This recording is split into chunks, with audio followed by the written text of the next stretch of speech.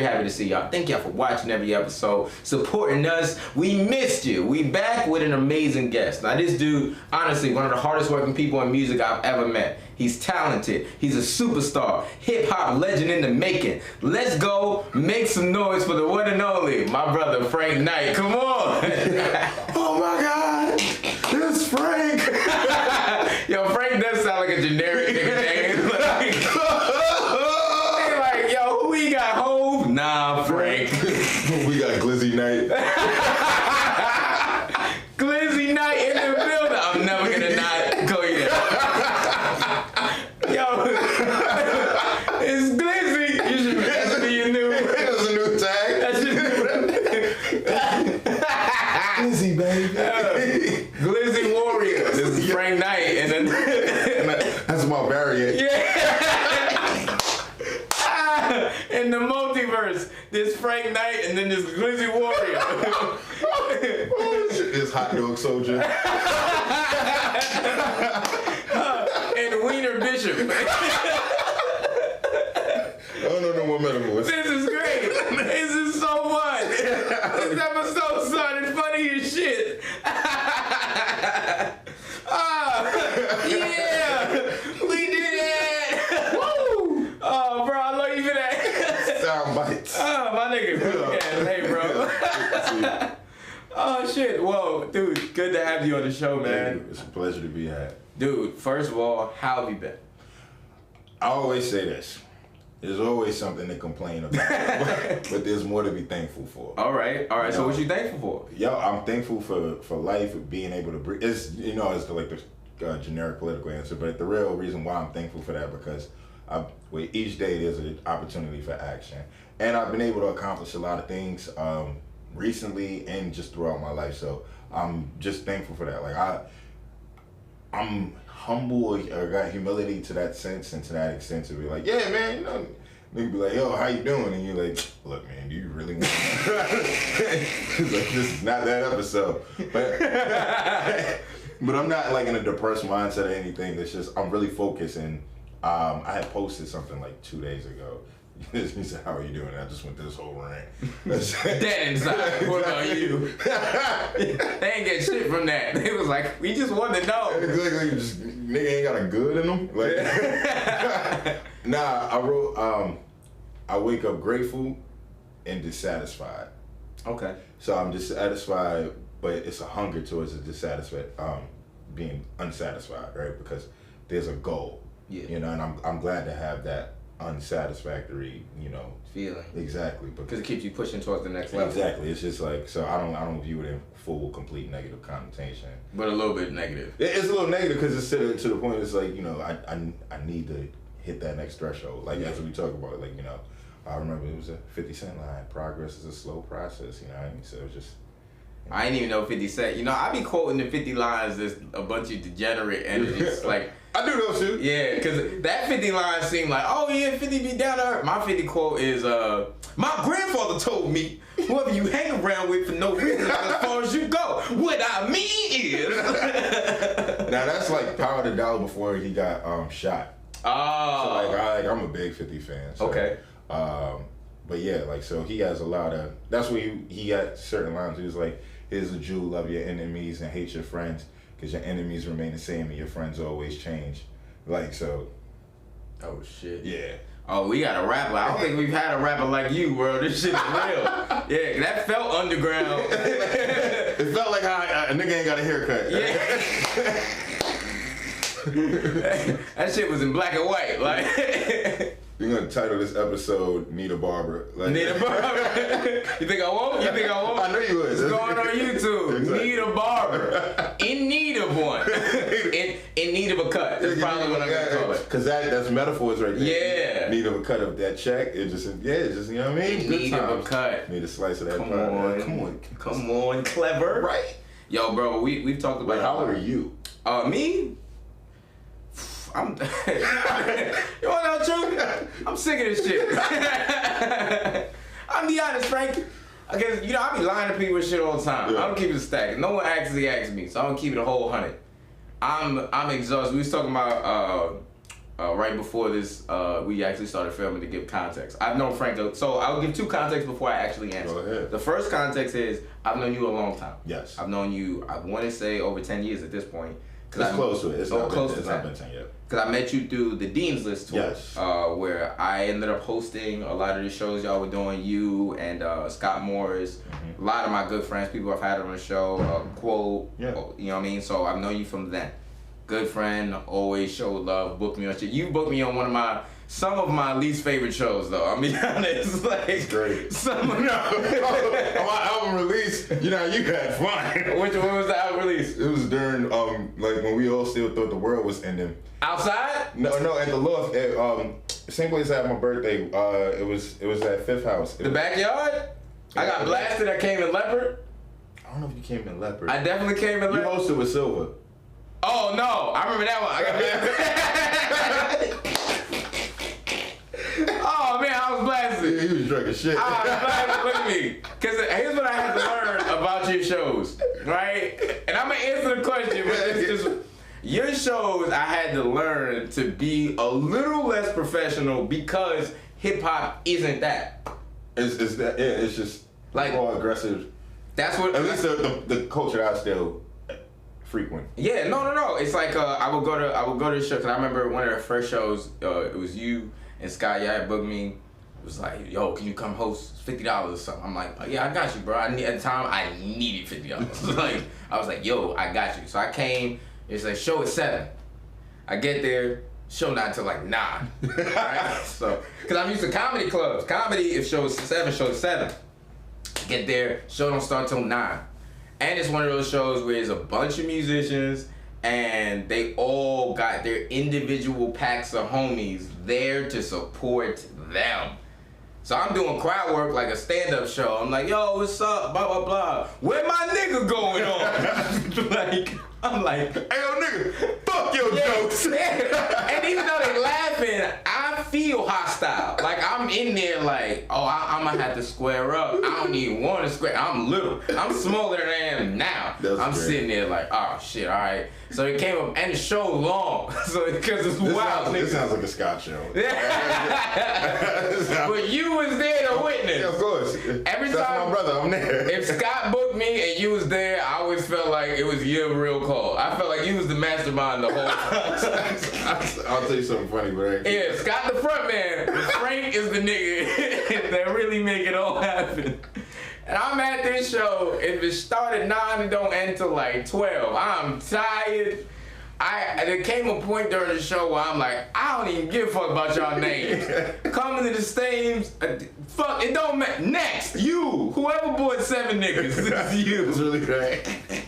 We go by the amount of people you brought. It's great. Bro, it was exhausting. It was fucking the worst. But then from there, I've adjusted. So I will always host for you. I got you. I love you, fans. You know, and so sometimes I come to your shows. I'll be a little blasted for sure because I need it. It's for me. The most recent ones that you came to were more my event. And they did start on time. I will give you that. They started on time. They were much shorter lineups. But I was so traumatized.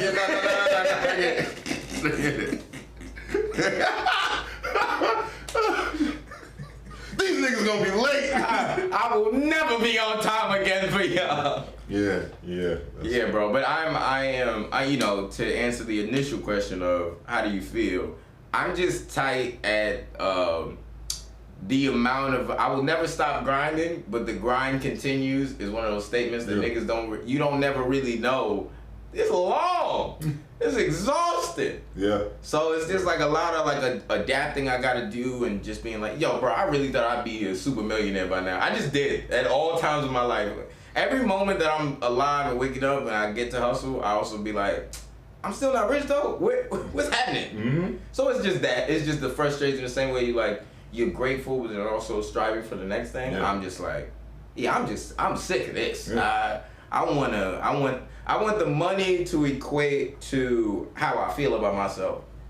It feels this is bad. I'm gonna use this example. Okay. But here it goes. Let's go. You about to talk about a sex worker. You about to say something crazy. Nah. Yeah, it's funny. Like on the internet today, I posted something and I thought it was pretty decent. Like they was trying to come for my kufi. But what I was just about to say is, in correlation with what you mentioned with the grind, I see it kind of like that domestic abusive relationship, and like where they tell you, I'm like, you got all these people who care about you, and they tell you like, just get out. And like, why are you letting them do this? But and this is not to make fun of domestic violence at all. I'm laughing at the metaphor. Being an entertainer is like being in an abusive household. And then it's like, but it feels like, all right, if you really want to, like, whatever that next thing is that you got to do, is just like, when are you sick and tired of just taking the bare minimum, or like, and asserting yourself in a certain way to like, in that case, like them, they got to get in the car and take the kids and do that. But like you, like, it's just figuring out, how do I leave? How to put your hands on? How do I learn? Like, I got a duck. Or when to duck. I know I got a duck. I just don't know when to duck. Oh shit, that got me again.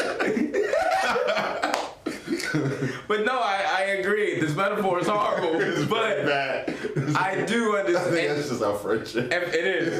And for the metaphor, right? It's like, the problem is everybody you around is also in an abusive relationship. Yeah. So you just watching somebody who took one more hit than you, and so you be mad. You be like, they took 7 hits. I'm weak for taking 5. Yo. So you don't leave your relationship because you keep seeing other people get beat up longer than you. It's like that. I get knocked down 10 times. I get up 11. Yeah. It's like, stop getting knocked down. They don't never say that for abusive homes. They don't never say, get knocked down 10, get up 11 for a girl that's in a domestic violence case. Bro. Yo, it shows you certain things can only be said for certain. That whole advice is able to be applied. No. That'd be so funny. Your Honor, this man keeps abusing his wife. Well, how many times? 10. Well, get up 11. That's so messed up. Case up. I feel like this is gonna be like a real short. Like when the edit comes out, it's just gonna be like, "Hey, how you doing?" That was our episode.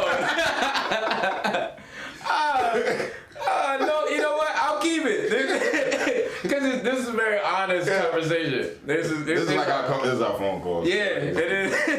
It's worse on the phone calls. We don't gotta look at cameras. Like, we good people. Trust me. We really are. It's just where the humor is, but it's like, bro, it's difficult. But at the end of the day, I think to your point, it's just also like, I'm not gonna stop. Yeah. Like, you're not gonna stop. I don't think you can ever quit. No. But it's like when it's in you, it's there. And I was just talking to my people's Tina Torres about this, and I was at a comedy show one time. Duryea, yeah. So I was there to support Duryea, and he was it's the featured performer, and I'm trying to make sure I ain't got the little Boosie, I think you good. Yeah, all right, cool. Yeah. This Vlad ain't shit. Like, he just be letting Boosie just be having that. The crap. Yeah, and I'm like, come on, man. Like, that's how you know it ain't a black person interview you. Black people like, yo, you got something on your mouth. Get some shade, but let me see. Yeah, you good. I appreciate you know what I mean? Aaron, let us know off air if you could just yell, hey, the nigga drive. Yo! But where I was going with this, there was a dude, he was telling us jokes, and to me, he wasn't funny at all, right? And then, it is what it is. But he said perhaps the realest thing I ever heard, and I still carry with me to this day. It's like, yo, you know why I do comedy? And the crowd goes, why? And he's like, because I'm too broke for therapy. That shit hit like that. Because I feel any creative, anybody who has an outlet to release, it's very therapeutic for them. And sometimes it's more healing than a conversation. Yeah. Sometimes you don't want to just talk nonsense with music and comedy like we talk, but you get to address the problem in a different medium, in a different form, and it allows you to work through it. Yeah. So that's where, and I feel most people, or a lot of people, just haven't found their medium, which gets all of this pent up, aggression, and they constantly look for other validation or look for other avenues to release, but they haven't found the proper avenue of release. So that's another reason why, like I said, like when it comes to performing and doing music, I really do it because it's a way for me to vent, release, cleanse, and then I can celebrate. But those are really the reasons to do it. Like if people come, oh my God, you're such a great performer. Like, how do you do it? Like, you engage all these people. And I tell them, I was like, wholeheartedly respect it. I don't give a fuck about the crowd. I'm grateful that there's people there who are willing to listen, who are willing to, take in it, what I put out. Like I say, I do music for anyone, but I know it's not for everyone. Yeah. So, but I'm just up there masturbating pretty much. Yo, there comes, so I'm in a similar vein of, I care. I will always care about the audience, but there are some shows where I'm like, ooh, this one for me. And I'll get reckless. Yeah. Like, it'll be shows I'll just talk crazy, bullshit. Like, I'm talking like I know in my heart, like, ooh, y'all not getting a real show. You're not getting a structured show. No. That's really, because I see sometimes, like, you post some of those moments on TikTok, right? But I feel they also create the most genuine and raw experience. Because people are like, shit, I got a good joke out of that. Yes. That's something, and that's actually how it develops a lot more times than not. It comes from, like, I'm talking to people on stage, this, that, and the third.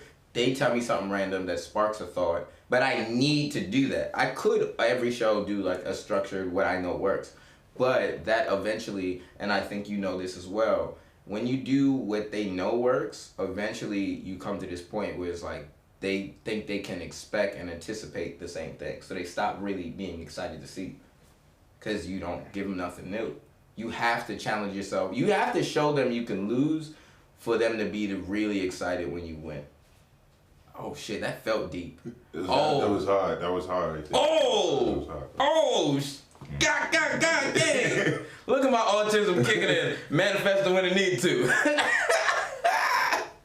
But it's the truth. It's like, I got a gem from this lady, Stacey Gray. I was telling her I was tight. Similar energy when I call you. I'm fucking tight, bro. But she was telling me she appreciates, she's, like she does makeup for like a bunch of different networks and stuff. Like I've known her, I met her, I think on a show for BET, but then she also did makeup for Charlamagne the God show right now. Stacey Gray, I love you to death. You're one of my favorite people. But she gave me this gem of saying, life is predominantly full of minor miracles. Those little moments that just feel good to you, like your kid getting into school for a low deal, something that you couldn't make work, but it fucking made work. And she said, your life is supposed to be hard because who wants to watch a movie with no hard times? That's real. It's facts. I think I needed to hear it that day. But I was just like, oh shit, you right. Ain't no good movies with niggas just happy all the time. No, nobody want to see. Somebody got to be sad. Even in comedies. Yeah. Like, there's always a conflict, right? This is, I guess, I've just thought about God. Right? Let's go to it. Like, look directly at your camera. It's the God camera? Yeah. Like, just to even formulate that, right? It's like, I want to make humans. But if I make humans, I gotta do some ill shit. Stop it in their way. just wild obstacles. They gonna thank me in the end. I guess. Yo, I ain't gonna lie. I don't want to sound sacrilegious in any way, but if I can talk to God like directly, like every 6 years, I'm like, yo, what you doing up there, bro? You just doing whatever you want to do, champ. You just. But I take it also in consideration where it's just, when you just walk by faith or whatever, like, nigga just get annoyed too. When you tired of walking by faith, I need a rope. Give me a map. Nigga, I need a team. This nigga's jumping me. These niggas is jumping me. It's the funniest way to express I need assistance. God, they jumping me. You pray. You just get your ass stuck. You don't see that? God got his camera out. You good? You gonna thank me later. You gonna thank that's God too. You gonna thank me later. You sure? I don't think I'm gonna be very grateful. You're gonna understand this ass whooping in the future. There's gotta be an easier way for him to tell me I need karate. There's just gotta be an easier way. Why was I born in the Bronx? Just make me a monk. Why'd you have to go all the way around? Yo, that is great. Hey guys, what's up? Y'all know me, I'm Alex Babbitt. I'm just here to do a quick commercial break and tell you about some things we got going on. Check out my comedy albums, 9421 and Finally Defined. If you really enjoy comedy, I promise you'll enjoy these two albums, and we got a lot more comedy coming up. But even more so, follow Behind the Mic Stand at Behind the Mic Stand on Instagram and on YouTube. Like and subscribe. We love it so much, and we appreciate your constant support. Thank you. And let's get back to this episode. Oh shit. Yeah. But I guess I see it where you don't understand like why it's necessary. Like, and as much as we're joking on it, those tribulations are necessary for like the unique material that we get to put out, the unique impact we get to have on other people's lives. Like we don't know why people go through what they go through, but just understanding your purpose and how you're supposed to contribute or help towards like everybody's purpose should be, and to me is to make it easier for the next generation. It's just how are you gonna do that, right? Or and then continue to instill certain values. Like I feel we've made things easier as far as like technology and lifestyle, but we've lost like that true moral foundation of passing down, where you just get like little niggas punching old people in King's Plaza. like it's just it's not necessary. Exactly. What are some of your favorite? Because I'd love to know this actually, and I'll explain Frank Knight in its totality after this question. First, what are one of your favorite compliments that you've gotten from an audience, from somebody who watched you create your art, or just in response to your art? Crying. Really? Yeah, and it was who cried. It was this white woman who cried, and the reason why it was just because like if a black girl cried, I probably would have gave her a tissue and just be like, "Don't do that, sis. We need you strong." Nah. Sounds like the reason why it was one of those moments where it was allowed me to just see humanity in its rawest forms, because it was a song I wrote about a friend of mine who passed away, and it was somebody I looked up to. Rest in peace, Dustin Brixton. And he lived in my building, and he was just like one of the coolest dudes like I ever knew, right? And he believed, like he would be like, "Yo, you dope, like keep going, like yeah." And then I remember like it was one time I was like late for this job I had, like he was like, "Can't take you all the way over there, but I can take you to the train." Like, and I still thought that was like, cool, trying to just help out in the capacity that he could. And then my cousin, he got sentenced to 23 years in prison. And then I was going through a depression at the time, being unhappy with where I was in my life. And like all of these things just piling down on me. I was able to finally see the power of your art and your creativity, and I was able to write a song. It's called Life Tempo, and I put it out, but I really put my energy out in it, and it was just like very medicinal for me. And I was like, yo, I felt that. Like I felt like that was like the one song I could say where I had like that rapper story where it was like, at least with the chorus, I just freestyled it. I could say I did that. Like, I feel like most niggas be saying, yeah, just went in the booth, said things, and then it happened. Like, and that's how we got the biggest smash hit in the world. It's like, all right. It's like, all right, hoes. Like, all right, Cap McGee. It's Cap. That's his ad lib. Cap. You know what it is, or not. Just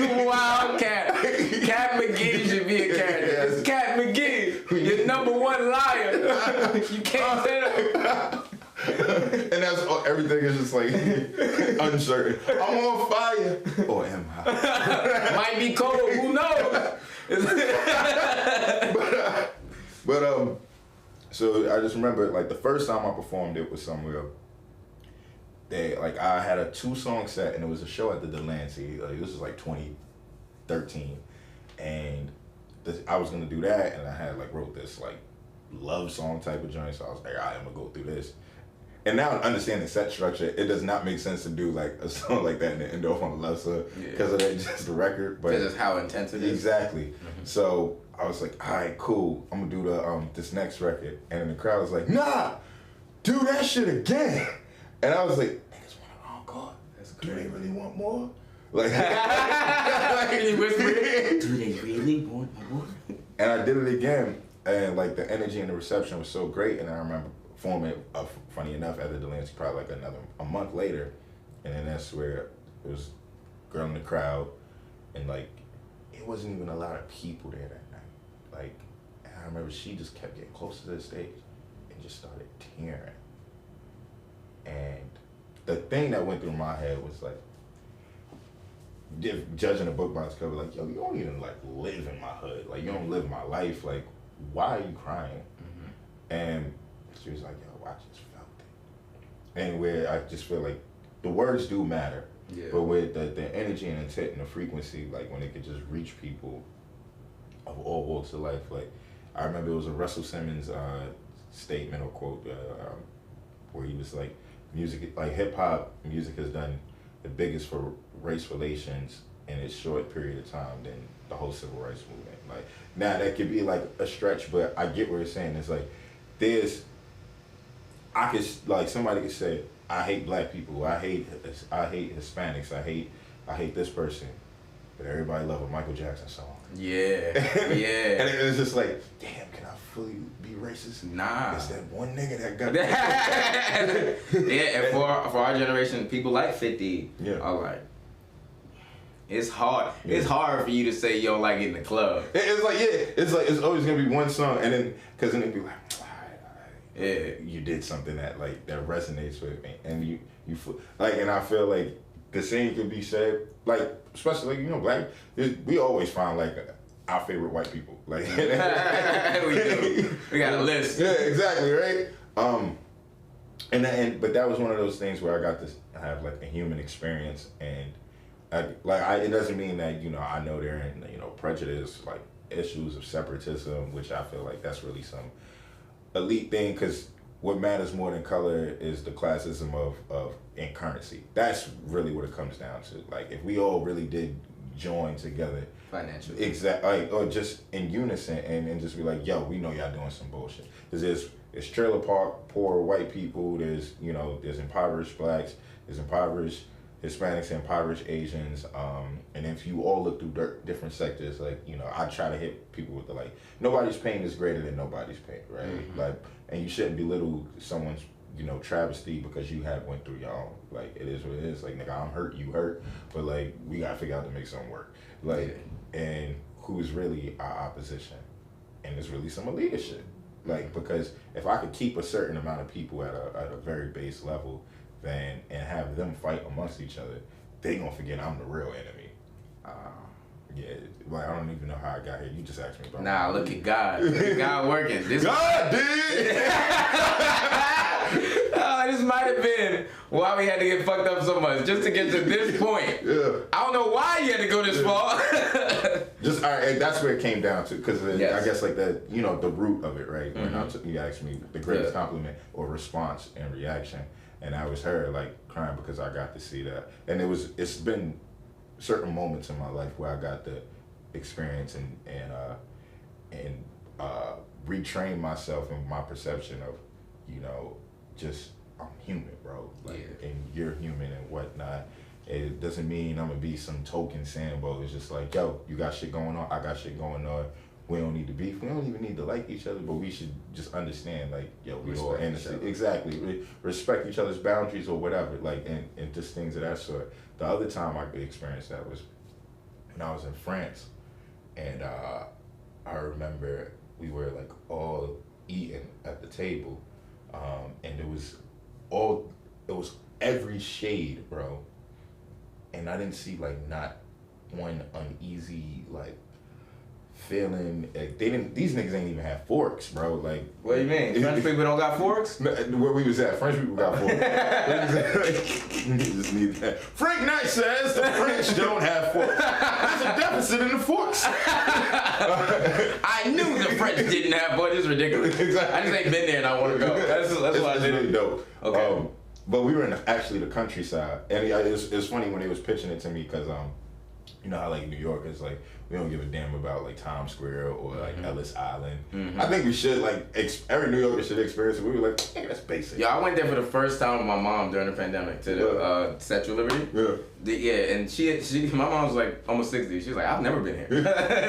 Because you think like I'm a New Yorker, like that's it. Like it's actually pretty nice. I remember going as a like on some field trip, like, but I don't think I ever went inside like the statue and stuff. Yeah. They got a bunch of like it's like a museum of the Statue of Liberty. It's pretty cool. Yeah, I gotta do it because I'm one of those New Yorkers. Like when people ask me about New York and they be like, oh, we're gonna go see Times Square, and I hit them with the, you know, you gotta see real New York. Let me take you to Brooklyn. Come on. You just take them to a Chinese restaurant. It's ridiculous. But people do appreciate it because they feel like, oh, I'm really immersed in the culture. I'm in it. Like even when you want to learn another language, it's just like I want to learn the slang. I don't want to sound like a foreigner. Yeah. Like it's like. Como se dice? Hey, rob this nigga. That's what it is. When you got that like well, not a tourist, like not just a robbable voice. Exactly. I don't want to sound like a mark. Like, you don't want to be a French bitch ass nigga. Like they don't tell you that's what it is, but in France they be like, that's a bitch ass nigga. Word. So yes. They said, but they were telling me, it's like, you know, we're going to take you to the country. Like, this is the real France. And I was like, I like Paris better. But but it was cool because we was, one of the homies is like, his family owned like a vineyard. And like, so they had old money. And we was just chilling. And then they brought out like these, I never had lamb before in my life till this time. Like they had lamb, they had, these breads and all like rice and these niggas eat rice with their hands. This shit is crazy. Oh, for real. Yeah, like this particular group of people. Yeah. So and I'm just watching everybody like just dig their hands in there. And I was like, all right, well I did see everybody go to the bathroom, so I'm assuming their hands are washed. And I was starving, so I was like, hey man, like you know. But the reason I thought it was so cool and it was just in that simple moment, I just seen like multiple shades just getting the like food at the same time, and it was no uneasy like, ew, get that dog ass hand away from me. I'm sorry. That just sound like a mobster. I'm having so much fun in this episode. We're still very focused and in line of the whole episode. This is great. Great. Yes. But seeing that was one of those things, and I just sat back and I was like, this is really cool. Like, and it just seemed like, yo, these are just people who see people. And now I'll just wrap up this human experience with one last name. I remember it was, this was like 2018 at this time when I was there. It was a woman that I know, and her name is Maylene. She asked me, it was somebody got murdered by the cops, right? And she was like, what is wrong with your country? Why are they out there like just constantly killing black people and you know, was projected in the media? And I was like, yo, I said, man, like it's messed up. Like, you know, we got our initiatives to try, but like, you know, that's just how it been. So I was like, you know, y'all ain't got that out here. And she goes, oh, no, they know better. I was like, oh, we pussy. Like, that's it. Like, and they have like a holiday called like Bastille Day, where they celebrate a time where it was back in the monarchs where it was like a famine that happened, and all of the royals, they kept all of the food and the stuff. And it was just like, oh, y'all niggas just gonna die, the peasants. And like they realized it's more of us than it is them. And then they just bust inside these castles and they cut off all of these royals' heads and they celebrate a holiday. That's wild. Like, it's a whole parade towards that. And I think that's kind of gangsta.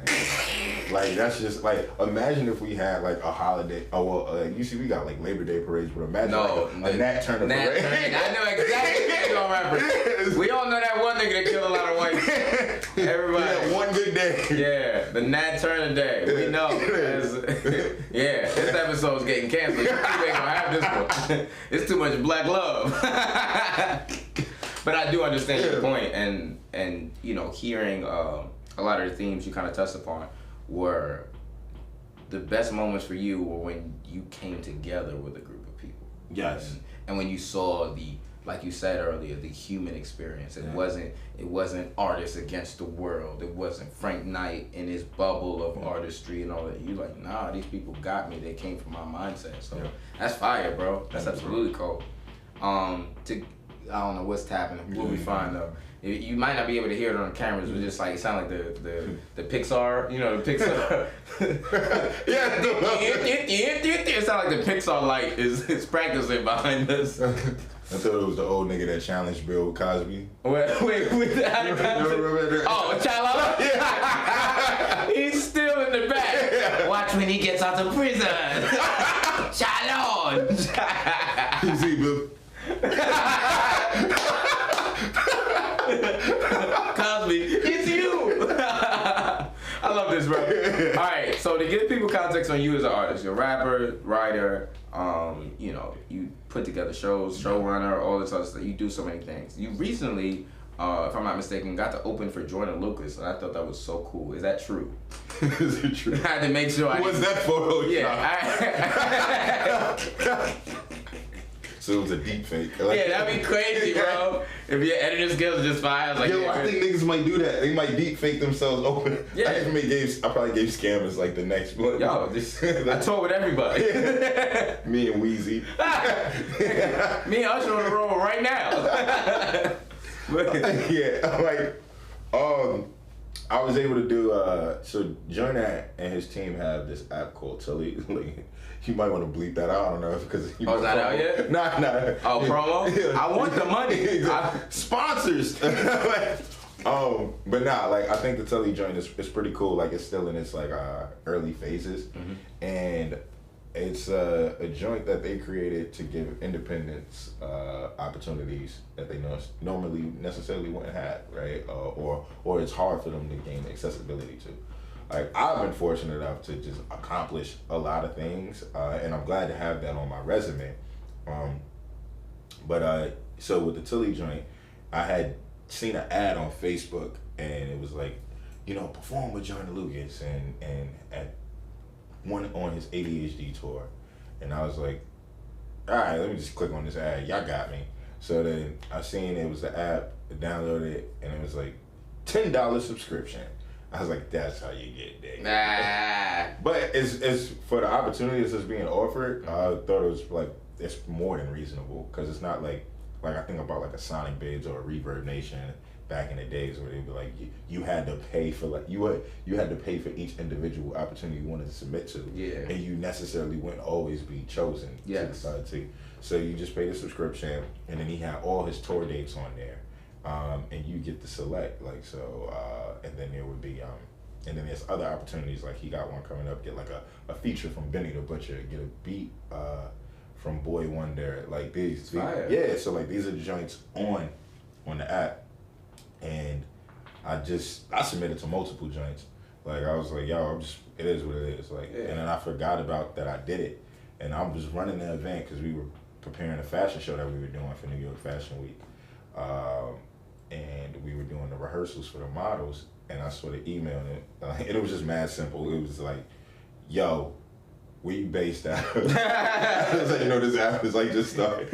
Like, yo, what's good, nigga? You that nigga who signed up?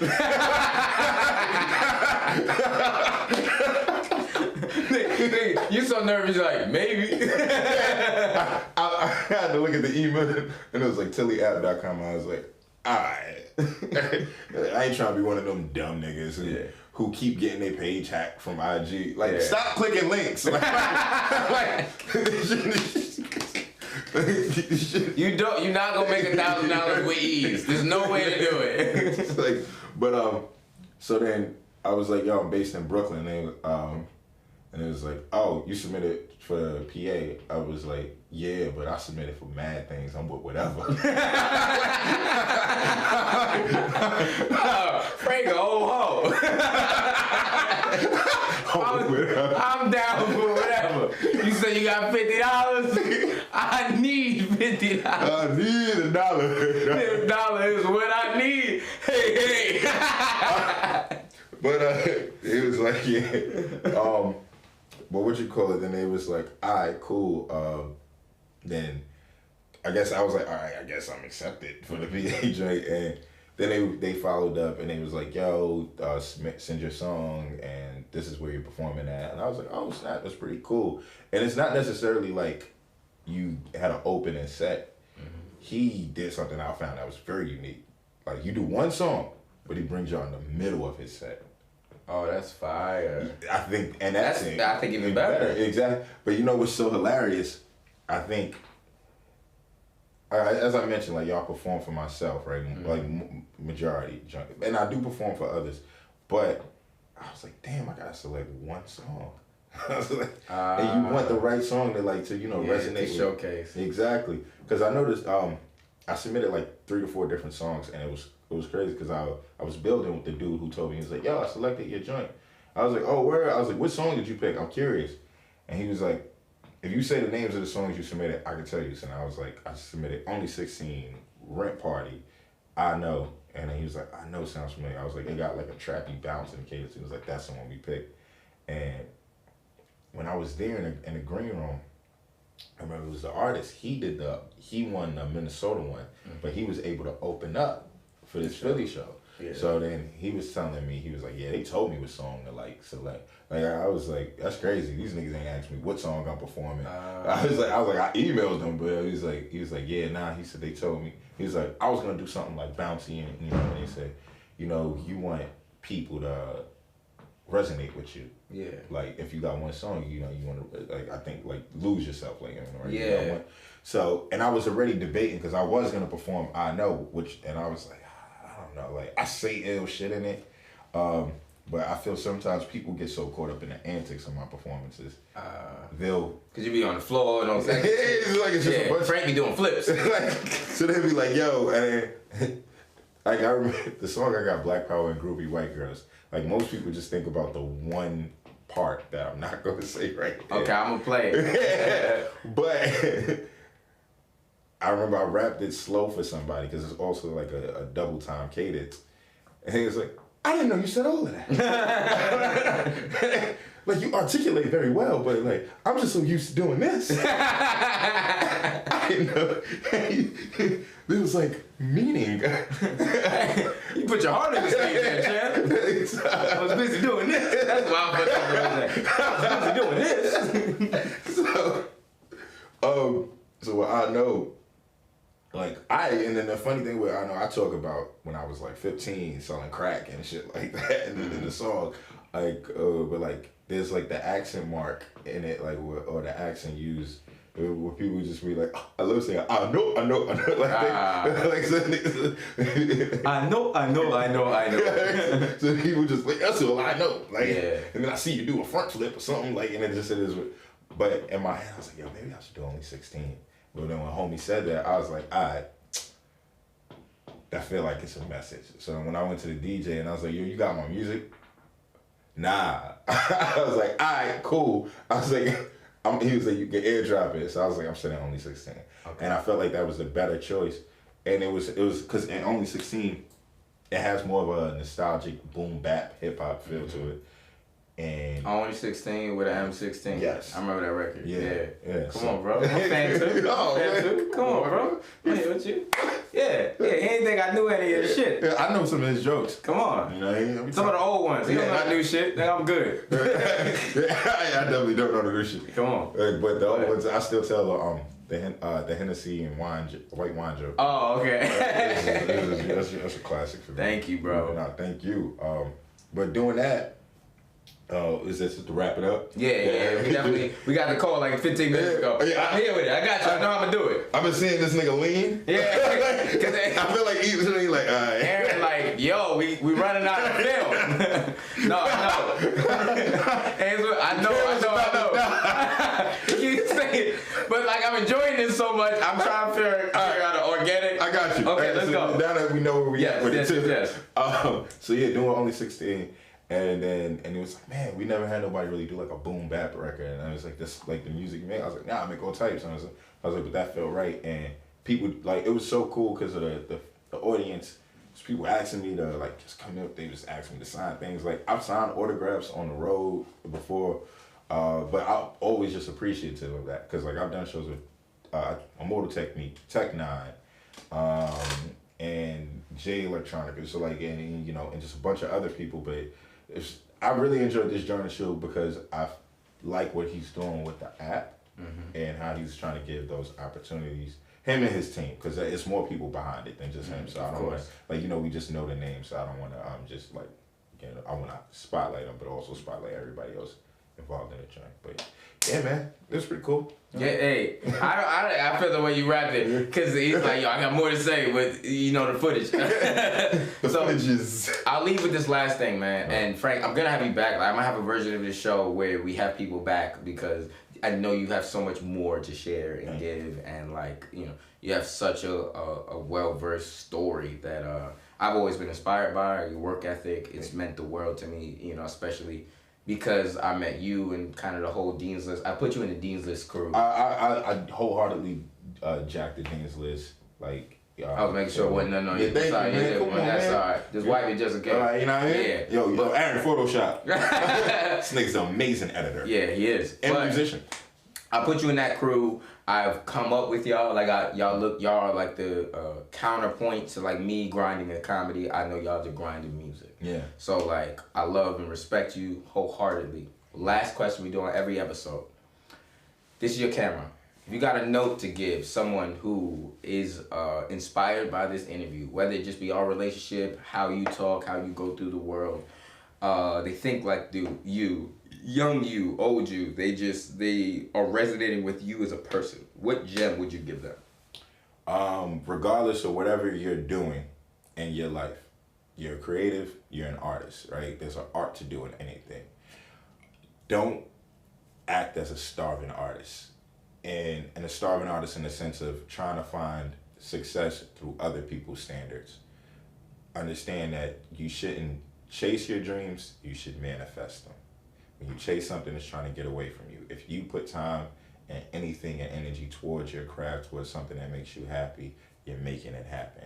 We talk about the monetary gain, that it'll happen as it's supposed to happen, but as long as there's fulfillment within, that's the biggest payoff. So focus on fulfilling within, and you'll get whatever is deserved outward. Come on, Frank. He went there with the smooth, and he put the deep voice, like he got the raspy. Yeah, focus on feeling it. Within. You know what I mean? This nigga Mufasa. Simba.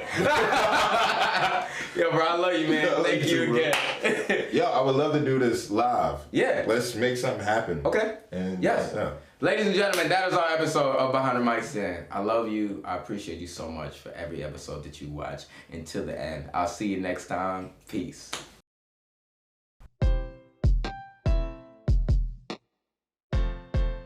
Hey guys, thank y'all for watching Behind the Mic Stand. If y'all enjoyed it, as I think you did, because you made it to the end, like, subscribe, make sure you hit that notification button so you hear the subscriptions and shit. You know how it works. Just like it. Stop skipping this part and do it right now. Somewhere right here. I think it's right here.